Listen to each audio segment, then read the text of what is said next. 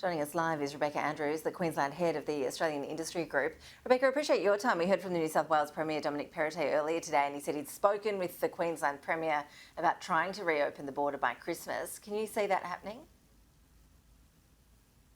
We certainly hope it happens for business sake and also our community's sake, yes.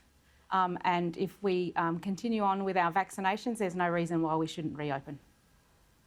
How important do you think is it to actually set a date in terms of giving people an incentive to get that vaccination if they haven't done that yet? We think it's vitally important, and that's why we're calling on the Queensland Government with advice from health authorities to set that date, to set that target it could be when 80% it should be when 80% of the population is vaccinated. And then there's certainty out there in the community for businesses. And if there's any hesitancy then created by not having a date, people can be assured there's the target and we know what we're working towards. And that long summer break is obviously really crucial, particularly for the tourism sector. I know here in WA, where I am, demand at tourist hotspots has actually been huge because West Australians are being forced to holiday at home. There in Queensland, it's a bit different, isn't it? Because the tourism sector really is so reliant on interstate travellers. Absolutely. We've got, wonderful tourism spots, whether it's the outback, North Queensland and here around Brisbane. And it's so important that tourism industry also has certainty so they can take bookings. We can open up our state to Victorians and people from New South Wales and Canberra who, why wouldn't you want to come to Queensland? It's a beautiful state over Christmas time.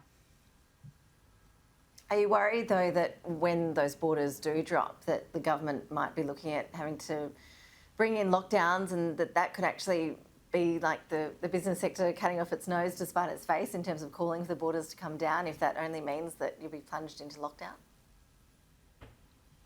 Look, the business community has been planning and operating under lockdowns and COVID restrictions for over 18 months now. They're well planned. I think the government should have confidence in businesses and communities' ability to be able to open the borders safely. They know what to do. They have their plans in place. So I have no hesitancy in supporting the business community because they know what to do and they have plans in place to do it.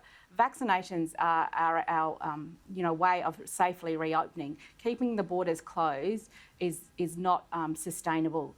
So we need to reopen our borders so our businesses and our communities and our Queenslanders that are currently locked out of Queensland can come home and contribute work and enjoy, as you say, Christmas and holidays here in this state. It is all about vaccination, we know that, and we keep seeing various state governments making vaccination mandatory for an increasing amount of sectors. What's the advice that you're giving to your members about making vaccination mandatory for workers? It's something I know a lot of CEOs are grappling with at the moment. It is. It's a really topical issue, and you're correct, lots of CEOs are grappling with this, and we have calls from members in different states. We provide advice on a one-on-one basis to our members on that. It depends on their circumstance and situation, depends on what industry it in and what they do. But what we're saying and we're supporting, for those people that can get vaccinated. It's our way of safely reopening not just Queensland but our country, and our businesses and our communities need that. Rebecca Andrews, appreciate you joining us. Thanks for your time. Thank you so much. Thank you.